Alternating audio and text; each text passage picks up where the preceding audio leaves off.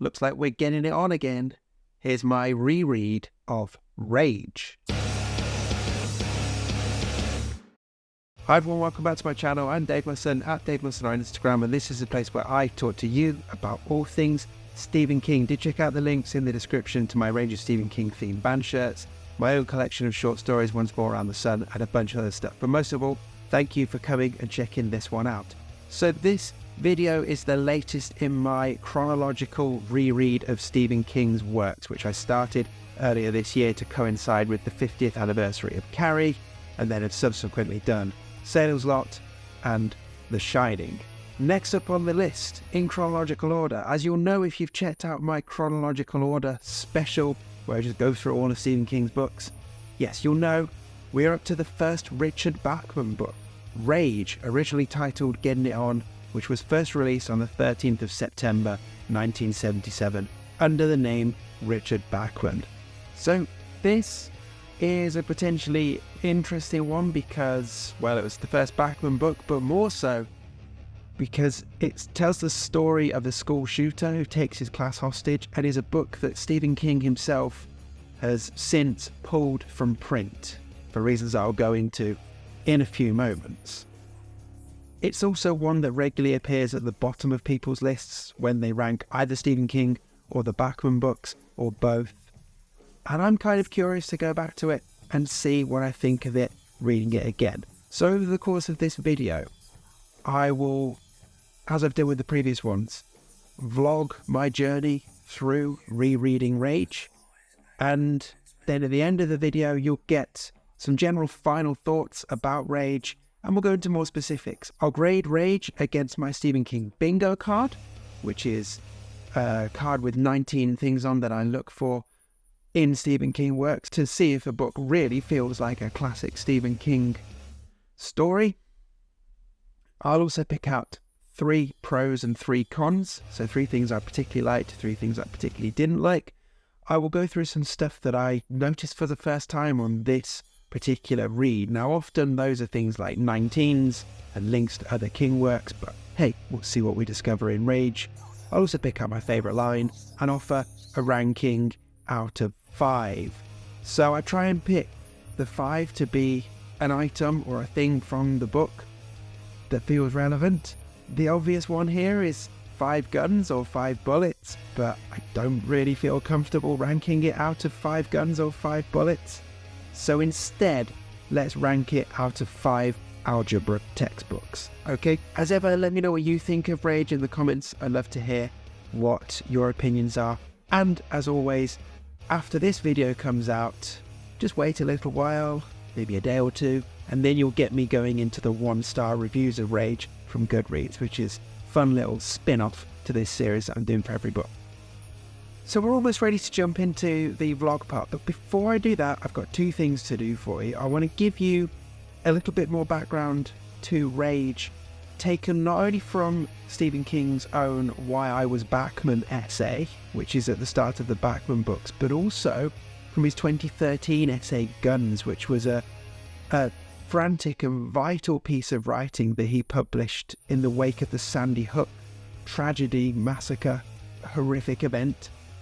And he has a section in there on Rage, unsurprisingly, because of the nature of that book. And I reread that ahead of rereading Rage to get my head in the right frame of mind. So we'll get to that, but first, I need to show you what edition I'm reading, don't I? So I only have one book on my bookshelves that has Rage in it, and it is this paperback edition of the Bachman books from the early 90s. Kind of looks like Gladiators, if you remember that. Are you a gladiator? My gladiator name would probably be, I don't know, probably Soy Boy, based on the random bits of trolling I seem to get online every now and then. I looked at what a Soy Boy was. Yeah, I'm fine with it. Deal with it, trolls. So yeah, that was a weird gladiator tangent. Anyway, that's my edition. That's what I'm going to be reading. I don't have any other choice. So I'm going to be reading this. Now this also has the Why I Was Bachman essay that I mentioned earlier. So that feels like a opportune moment to just go into a bit more background to Rage from King's own words. So let's do that. So there's a bit of discrepancy between the Why Was Batman essay and the Guns essay as to when Rage was actually written. In Guns, he says it was 65. In here, he said he started it in 66. Either way, he started it in high school. And as he says in Guns, if he'd have written it today, he would have been rushed to the counsellor and into therapy pretty quickly. What is consistent across both is that he sort of left it for a bit and picked it up again in the early 70s and rewrote it. And he mentions in the Why Was Batman book that he basically just decided not long after Carrie was published that he ought to publish Getting It On, which was the original title of Rage. And he also mentions that Getting It On had almost been published a couple of years before Carrie, but had never made it over the line. And what's interesting in this essay is he talks about, like why he did it. He was asked, he says here, I've been asked several times if I did it because I feel typecast as a horror writer. The answer is no.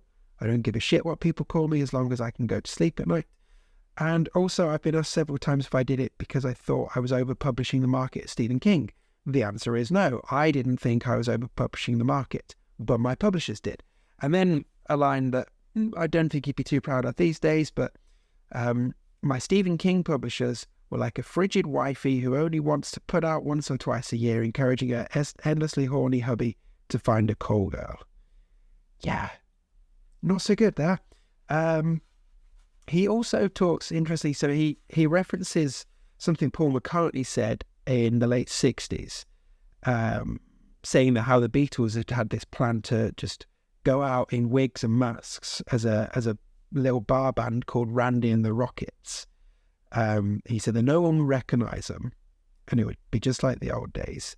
And then when the interviewer suggested they'd be recognised by their voices, it kind of totally threw Paul McCartney. And he comes back to that in his essay, saying that he did 5 books as Randy and the Rockets, i.e. Richard Bachman, and he's been getting letters asking him if he's Richard Bachman from the very beginning, which is interesting because at least the first 4 books, they do feel a little bit different to King's writing style at that time, but people were clearly onto it right away. And that's kind of about the interesting stuff on Rage from this essay. I'll probably come back to this essay when we get to the other Bachman books. I'm just giving it a quick scan now to see if there's anything else worth mentioning about Rage in here. Not really. He sort of talks about it having a decent amount of story, which we'll get into. Full of windy psychological preachments. Yeah, so we go. But moving on to what he said in Guns about Rage. Says, I'd highly recommend reading Guns. It's available as a Kindle single. It's a quick read, but the sexual rage is particularly interesting. So he talks about why he pulled Rage, and it's kind of obvious why he pulled Rage, given that it's a book about a school shooter. And there are lots of school shootings in America, or at least you would think. But he does say in the essay that he has never apologized for writing Rage, and he never would. And he said that, so basically what it came down to was a bunch of real-life school shootings had some sort of link to Rage. So there was one in April 88, and then one 18 months later in 1989. Both of those people didn't kill anyone, but they had a weapon with them in school and held people hostage, and they had copies of Rage either found in their locker or in their bedroom. And both of those particular shooters were horrified by what they did and, didn't actually kill anyone, thankfully. But then we get to an incident in 1996 where a shooter did kill 3. And I'm deliberately not naming the shooters because I don't want to glorify them. And the people who are important in these situations are the people who died and were injured. So somebody in 1996 killed 3 people. So I've just said that. Sadly, I don't have the names of the people who died. Hypocritical of me, I know. But there we go. In 96, 3 people were killed by a school shooter who quoted this Shaw beats algebra from Rage itself. And then in 97, another shooter killed 3, wounded 5, and had a copy of Rage in their locker. And it was that point that King was basically like, okay, there's a risk that this book being out there is harming people. So he pulled it from publication. So he says, it took more than that slim novel, i.e. Rage, to cause them to do what they did, but he did see rage as a possible accelerant. He said he pulled it with real regret, but he said, and I quote here, "Charlie had to go. He was dangerous and in more ways than one." He then goes on to say that he didn't pull it because the law demanded it. He pulled it because, in his judgment, it might be hurting people, and that made pulling it the responsible thing to do. Interestingly, King talks in the essay about how, at least at that point, he had 3 handguns, and he was very happy to have them.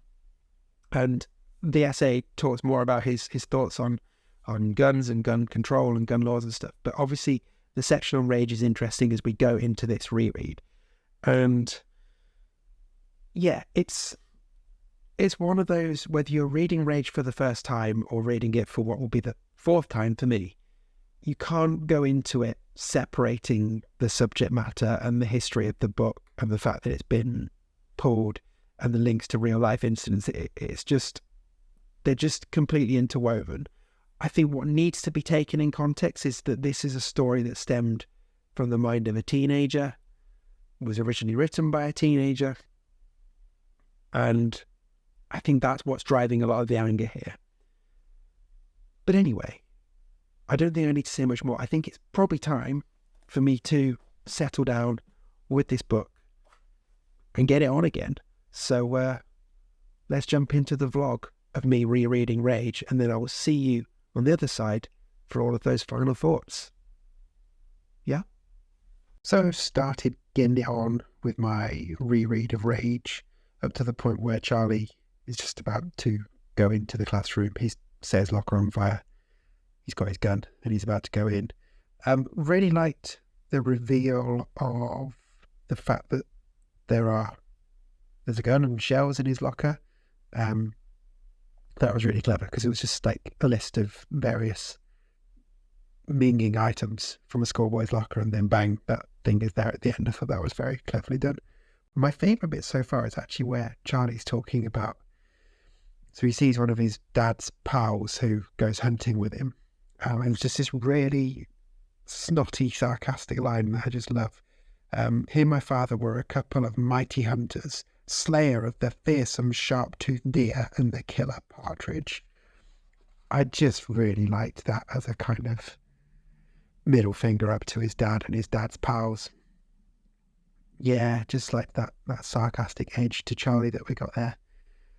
So that's about it for a first update. I mean, it's all about to, well, Charlie's about to get it on, isn't he? So I guess I will continue getting it on later. So we'll see you in a bit. So got it on a little bit more last night, read a bit more of the book. I'm about halfway through Rage now. A couple of things I wanted to pick up. I particularly enjoyed the scene with Charlie talking to Mr. Grace on the intercom and trying to trick him into asking a question. I thought that was genuinely really well done, and that was really fast paced and high tension. And weirdly, I kind of enjoyed the scene where Charlie sets up his 2 classmates against each other, sort of trading insults and slaps. It just seemed so bizarre, but like weirdly engaging, even though the violence seemed a bit unnecessary. So yeah, I enjoyed those. And Charlie's flashbacks are okay.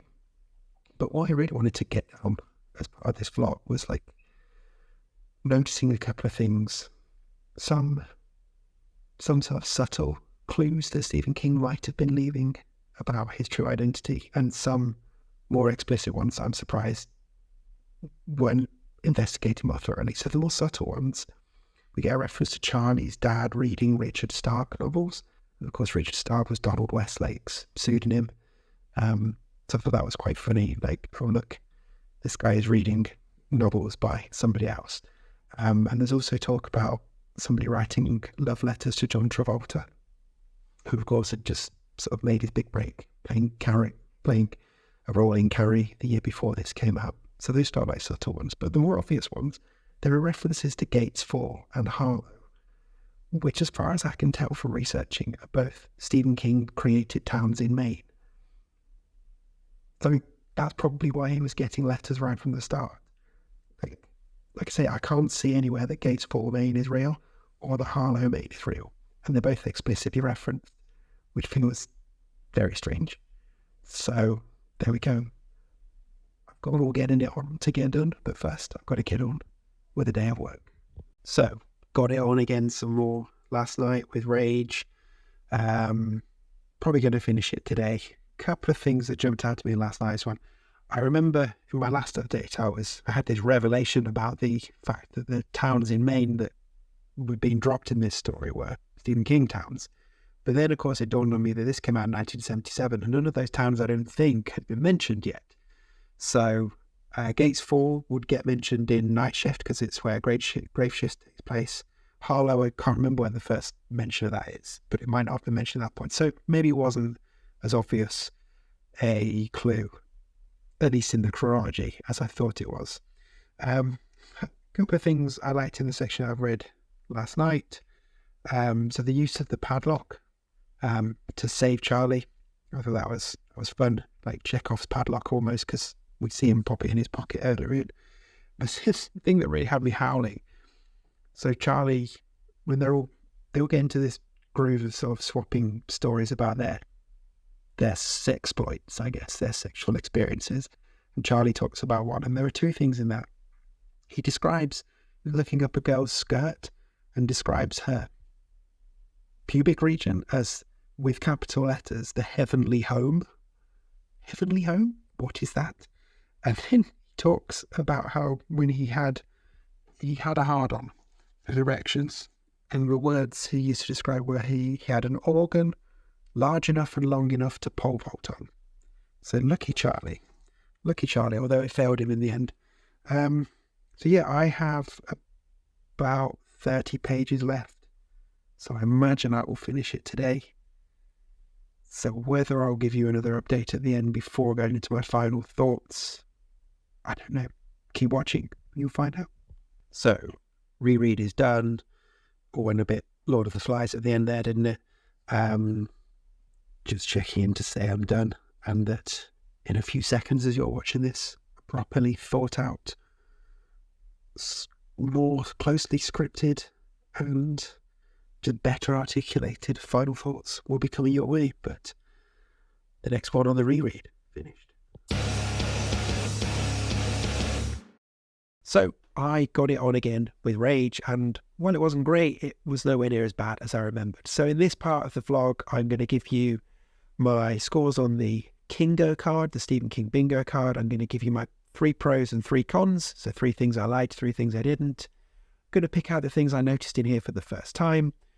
I'm going to give you a couple of my favourite lines, and I'll give you a score for Rage out of 5 algebra textbooks. But first, some kind of final thoughts to lead us into those parts. So this one obviously felt very different to anything he'd released at this point, which is unsurprising. He wrote it while in high school, albeit he revised it in the 70s, and of course he released it under a pseudonym, but it did feel different enough. I think I was trying to put myself in the shoes of somebody just coming across this in a drugstore in the 70s. I don't think I would have immediately thought, this is Stephen King. The writing style is interesting in this one. You can feel King trying to be cool and cocky and arrogant, which is kind of what Charlie is trying to be as well. But whether it's a confidence thing, whether he just wanted to bash it out and get it done, but never quite tips over into fully committing to it. Rather like Charlie, I guess, who sort of has remorse for his actions and steps off the gas a little bit. But there are moments where this really cooks, that it is really, really impressive. Again, considering how young King was when he wrote this. I would also say that, obviously, having read this with the knowledge of what King subsequently did in terms of pulling the book, I can totally understand why he pulled it, particularly reading the stuff in the Guns essay as well. And I also would agree with him that this book alone would not have been enough to convince those people to do those real life acts. Like, there's just not enough here. And the deaths by gunshot, they're not glorified in this. That in many ways they're almost forgotten. Obviously they're not, but they just happen and it moves on. And you get a sense of Charlie's remorse in this, like some of those real life shooters who thankfully didn't actually pull the trigger, but also totally understand why King pulled it. I think what's most interesting to consider with this is, had this been released as a Stephen King book, what would that have done to the momentum of his career at that point? Because bear in mind, so if this had been released in 1977 as Stephen King, we would have had Carrie, Salem's Lot, The Shining, Rage, and then Night Shift. The Stand, The Dead Zone, like, it's a noticeable dip in quality and a totally different style. And I still think King would have got to the point where we know him as today, but I think it would have been a risky move dropping this that early in his career with his name on it. So, yeah, I guess we'll never know unless we find a way of going into that level of the tower and seeing that particular iteration of our world. But yeah, for me, I think it would have knocked him back probably a few years. So another wise move for him to just stick it out under a pseudonym, really. Okay, let's look at the scores on the Kingo card. So there's a maximum score here of 19, and Rage comes in at 5.5 out of 19. So we get the half point for the small town, because from what I can tell, it's a small town, Placerville, Maine. But we get full points for Blue Chambray shirt. We get brands mentioned. We get Pall Mall cigarettes, and of course Titus the padlock. We get a point for nubbins. So there's a reference to one of the Charlie's classmates having great soft cardigan breasts, and then a later one talking about somebody already filling out in front. Just obsessed. There's a reference to a dead dog that Charlie sees on the street, so we get that. And of course, Maine, Placerville, Maine, and all of those towns that are going to feature soon in Stephen King's short stories. So 5.5 out of 19, the lowest score so far, but that makes sense, doesn't it? Okay, some pros and cons then. So starting with 3 cons, 3 things I didn't like. The heavenly home, that description I mentioned earlier, that's just awful. Likewise, a second con, that line where he turns round and says that one of his fellow students from behind looks like Miss America, having commented on how ugly she is. And then my final con is, at the end, Charlie gets shot like 3 times, I think, but we don't know much about his recovery or where he gets shot or anything like that. It just seems like a really weird, rushed end of that part of the book, and then we just move on and forget about it. And it just didn't work for me. So on to some pros. I've already mentioned his sarcastic description of deer and partridge and other things that his dad and his pals hunt. I did really like that sneering, snotty vibe to it. I also thought the intercom scene between Charlie and Grace was gripping. The way it just bounced back and forth, the way he was just constantly trying to trick him into asking a question. Really well done. And then my third one was just when it all goes Lord of the Flies at the end, and everyone turns on Ted, and there's just a line like, they fell on him. It's just like, the start of the story, you don't see Ted ending up being in that position. And the way the class just over the course of the book just turn on him and then just go completely feral was just like, bang, yes, okay, cool. Right on to things I noticed for the first time. So maybe some 19s, some names, references that we'll see pop up in other King books. I'm going to go through my list here. So Charlie's dad and his pals go hunting every November, which is just like the dudes in Dreamcatcher. We get some examples of Charlie kind of doing that Jerome speak, which I'm really not a fan of. As I already mentioned, we get Charlie's dad reading Richard Stark novels. And Richard Stark, of course, was a pen name with Donald Westlake, referenced by George Stark in The Dark Half and stuff. So there's this stuff there. Charlie's story of vomiting in his friend's car was gross. It kind of reminded me of the blueberry pie eating competition in The Body. Already mentioned we got Gates Falls and Harlow, which are main towns that are going to feature in other King stories. Mentioned the letters to John Travolta, which seemed like a sneaky reference to Carrie. Now, there was one line I like punched the air when I saw it. We get one of the characters, I think it's Charlie. So we get Charlie talking about, he's going through some lines and he says, without order, what do we have? The jungle. And that line is used in Golden Years. It's like my highlight of Golden Years, when that character comes in, it's like, the jungle. Brilliant. Loved that. We get a reference to the Sadie Hawkins dance, which is a big thing in 11/22/63. We get Lewiston, Maine mentioned, which comes up in King books. We get reference of a dark, grinning boogeyman. And when we hear about the confrontation between Charlie and his dad towards the end of the book, and Charlie's dad hits him and then immediately is like, oh, I'm sorry, That felt very similar to Jack Torrance in The Shining when he broke Danny's arm. So that was everything I got. So I guess it's time to move on to some of my favourite lines. Now, there weren't many favourite lines. It's only 150 pages, and it is sporadic in quality, but there were a couple of bits I did enjoy. So this was just a short bit. Just Charlie saying, although to tell you the truth, Mrs. Underwood, that's the one he shot, Mrs. Underwood was never far from my mind. After all, I was almost standing on her.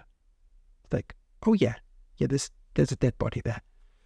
But my favourite bit of writing in here, on page 132 of my edition, is just the paragraph. So we learned over the course of this story that Charlie had hit a chemistry teacher around the head with a wrench and hospitalised him.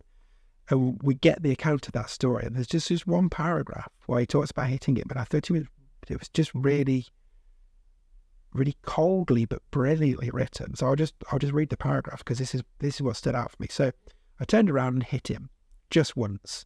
So there was a lot of blood. He fell on the floor, and his tortoise shell glasses fell off and skated about 8 feet. I think that's what broke the spell, the sight of those glasses sliding across the chalk dusty floor, leaving his face bare and defenceless, looking the way it must look when he was asleep. I dropped the pipe wrench on the floor and walked out without looking back. I went upstairs and told them what I had done. I just found that paragraph to be incredibly evocative and really powerfully written. So that takes my prize as favourite line. So on to a rating for Rage then. I'm going to go with 1.75 algebra textbooks out of 5. Granted, this isn't great, but there were some moments that I really thought were impressive, and it's far from his worst piece of work. We will come to those over the course of this chronological reread over the next few years. But yeah, 1.75 out of 5 felt right for me. Obviously, that sits at the bottom of the ranking so far. So we've got Rage, then Carrie, then The Shining, then Salem's Lot. And if you're interested, I thought Guns, the essay, would be a 5 out of 5. Because it's vital, and it still is really important, and it's incredibly well written. You can feel the energy and the pace at which it was written, but it's still really articulate and really compelling. So there we go. There's my reread of Rage done. That means we're on to Night Shift next. That's going to be fun. And of course, it means we get to come back to talk about Rage one more time when we go into goodreads.com and check out some of those 1-star reviews. Mine's a 2-star review, so we won't be reading my one out. But anyway, let me know what you think of Rage. Did you enjoy this vlog? All of the usual stuff. Get your Stephen King themed band t-shirts, get my collection of short stories, Ones Brought Around the Sun, sign up to the newsletter, yada, yada, yada. Thank you so much for continuing with me through this chronological journey.